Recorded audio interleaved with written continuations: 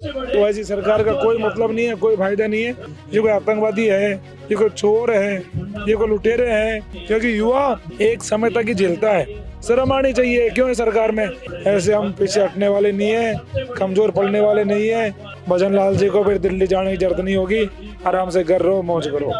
क्या सबका जमीर मर गया बेनीवाल जी के अलावा? पर मैं कह देना चाहूंगा इस सरकार को कि अपनी गलतफहमी दिमाग से निकाल दे। युवा का जो उल्टा होता है वो होता है वायु, और वायु जब तेजी से बहती है ना तो अच्छी अच्छी सरकारों के टेंट उखड़ जाते हैं। प्रभु अब तो अपनी लीला को खोलो और अब तो हमें न्याय दो, और पानी सुखाई प्यास बुझे रगत पियोड़ी रज।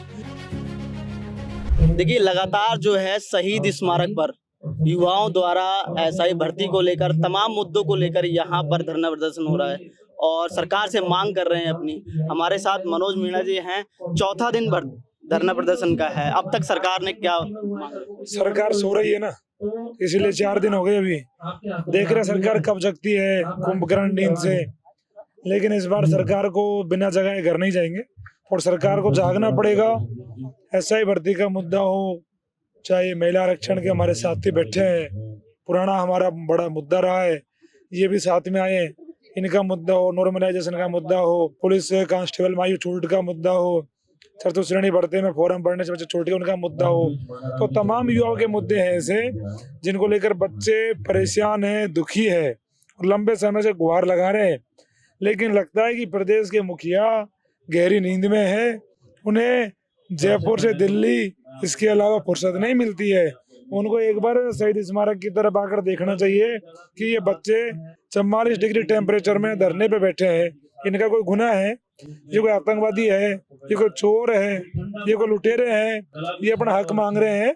और सरकार का अगर यही रवैया रहा तो 3.5 साल बाद ये युवा इस सरकार को विदा कर देंगे, क्योंकि युवा एक समय तक ही झेलता है। कांग्रेस सरकार में पेपर लीक हुए तो युवाओं ने सबक सिखाया और सबक सिखा के सरकार से बाहर फेंक दिया।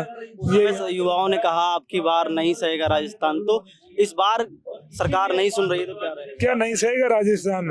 ये कहना चाहिए पेपर लीक नहीं सहेगा राजस्थान, युवाओं के मुद्दों पर नहीं सहेगा राजस्थान, नॉर्मलाइजेशन नहीं सहेगा राजस्थान। इस पे क्यों नहीं बोलते भजन लाल जी? अब तो भजन लाल के लिए राजस्थान की जनता बोलने लग गई, भजन लाल को नहीं सहेगा राजस्थान, ऐसे बोल रही जनता। तो भजन लाल जी को फीडबैक तो लेना चाहिए ना, कि जब लोगों से मिलोगे नहीं, लोगों के मुद्दों पे काम नहीं करोगे, जनता के बीच में नहीं जाओगे, तो जनता तो आपके खिलाफ बोलेगी। और ये युवाओं के मुद्दों पर आप उनको दरकिनार कर रहे हो। आज 4 दिन हो गए यहाँ बैठे बैठे। शर्म आनी चाहिए, क्यों है सरकार में। सरकार क्यों बनती है बताओ मेरे को? लोगों के लिए बनती है ना। और तो सरकार लोगों के लिए नहीं खड़ी हो, ऐसी सरकार का क्या काम है लोकतंत्र में? तो ऐसी सरकार का कोई मतलब नहीं है, कोई फायदा नहीं है। और अब ये लड़ाई हमने तो छेड़ी है, ये आर पार की है और पूरी ताकत से लड़ी जाएगी। ऐसे हम पीछे हटने वाले नहीं है, कमजोर पड़ने वाले नहीं है और सरकार को जगाएंगे। इस कुंभकर्ण की नींद से सरकार को जागना होगा। और जब सरकार को अगर हमारे निर्णयों पे, हमारे मुद्दों पे अगर सरकार ने ध्यान नहीं दिया तो सरकार को मैं कह रहा हूँ आने वाले 3.5 साल बाद ये युवा विदा कर देंगे, घर भेज देंगे। भजन लाल जी को फिर दिल्ली जाने की जरूरत नहीं होगी, आराम से घर रहो, मौज करो। बेनीवाल जी ने आपके कंधे से कंधा मिलाकर यहाँ पर धरने के साथ साथ में पूरा सहयोग कर रहे हैं।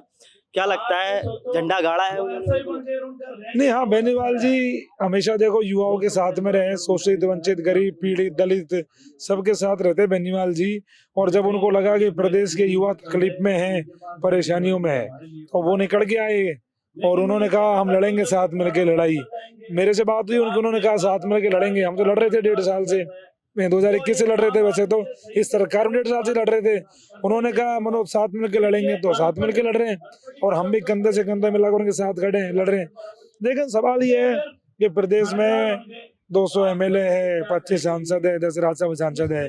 क्या सबका जमीर मर गया बेनीवाल जी के अलावा? क्या और लोगों का कर्तव्य नहीं बनता? और लोगों को जनता ने वोट नहीं दिए, उनको नहीं आना चाहिए? क्या आना चाहिए ना भाई। लेकिन वो लोग बेशर्म है, नहीं बात कर रहे ना युवाओं की। अब आने वाले दिनों में मैं कहूँगा प्रदेश के लोगों से कि राजस्थान के युवा उनको सबक सिखाने का काम करें।